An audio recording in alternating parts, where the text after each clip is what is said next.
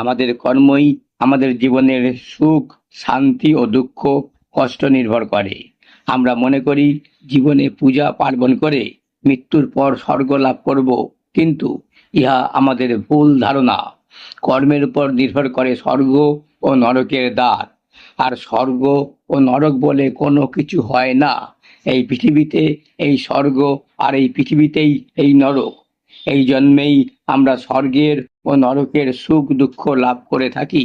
আমাদের কর্মের সাহায্যে আমরা এই জন্মের নরক ও স্বর্গের ফল ভোগে থাকি। যদি আমরা কর্ম ভালো করি, তাহলে এই জীবনেই আমরা স্বর্গের সুখ পেয়ে থাকি। আর যদি আমাদের কর্ম খারাপ হয়ে থাকে, তাহলে আমরা এই জন্মেই আমাদের কাছে নরক হয়ে ওঠে। কর্মের উপর নির্ভর করে স্বর্গ ও নরকের দ্বার। একটি গ্রামে এক ধনী ব্যক্তি ছিল। একদিন হঠাৎ তার পিতা হৃদরোগে আক্রান্ত হয়ে মৃত্যুবরণ করেন। পিতার মৃত্যুর পর পিতার আত্মার শান্তির জন্য, স্বর্গ লাভের জন্য পূজা করবেন, তার জন্য তিনি একজন মহৎ পুরোহিতের কাছে যান। কিন্তু সেই পুরোহিত তাকে পরামর্শ দেন তিনি ভগবান বুদ্ধের কাছে যাওয়ার জন্যে। তার থেকে কেউ জ্ঞানী, গুণী ও মহৎ হতে পারে না। তাই লোকটি চিন্তা করল যে মহাত্মা বুদ্ধ একজন পরম পূজনীয়, নিশ্চয়ই তার পিতার পূজা করলে তার পিতা স্বর্গ লাভ হবে। তাই সেই ব্যক্তি বুদ্ধের কাছে গিয়ে তাকে বললেন, হে ভগবান, আমি আপনার কাছে এক প্রার্থনা নিয়ে এসেছি। যদি আপনি আমার পিতার মৃত্যুর অন্তিম পূজাটি করেন, তাহলে আমার পিতার আত্মার শান্তি পাবে ও তার আত্মা স্বর্গ লাভ করবে। এই ব্যক্তির কথা শুনে মহাত্মা বুদ্ধ লোকটিকে বললেন, যাও, গিয়ে 1 ঘটি ভর্তি পাথর এবং 1 ঘটি ভর্তি ঘি নিয়ে এসো।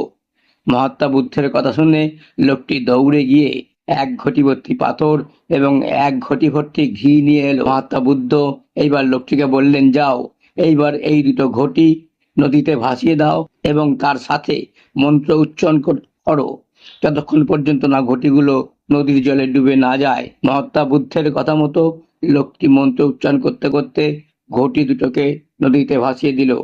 কিছুক্ষণ পর পাথরের ঘটিটা জলে ডুবে গেল, কিন্তু মাখন ভর্তি ঘটিটা জলে ডুবলো না।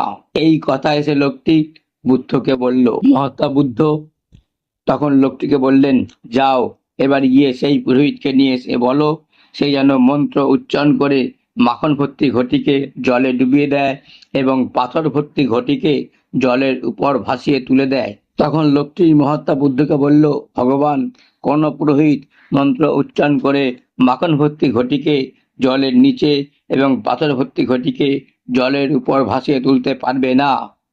তখন বুদ্ধ লোকটিকে বললেন যে, ঠিক যেভাবে মন্ত্র উচ্চারণ করে ঘটি দুটোকে জলে ডুবানো যাবে না, সেইভাবে যতই মন্ত্র উচ্চারণ করো, তপস্যা করো, পূজা করো, কেউ স্বর্গ বা নরক লাভ করতে পারে না।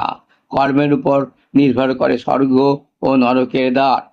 মানুষ তার নিজের কর্মের উপর নির্ভর করে তার স্বর্গ ও নরক প্রাপ্তি। যে লোক ভালো কাজ করে, অন্যের জন্য ভালো কাজ করে, তার জীবনে ভালো হয়ে উঠবে এবং সেই পৃথিবীতে সে স্বর্গের সুখ লাভ করবে। আর যে লোক কুকর্ম করবে, অন্যের ক্ষতি করবে, তার জীবন কোনোদিনই ভালো যাবে না। আর এই পৃথিবীতে তাকে নরকের মতো দুঃখ কষ্ট ভোগ করতে হবে। ভিডিওটি ভালো লাগলে অবশ্যই একটি লাইক ও সাবস্ক্রাইব করতে ভুলবেন না।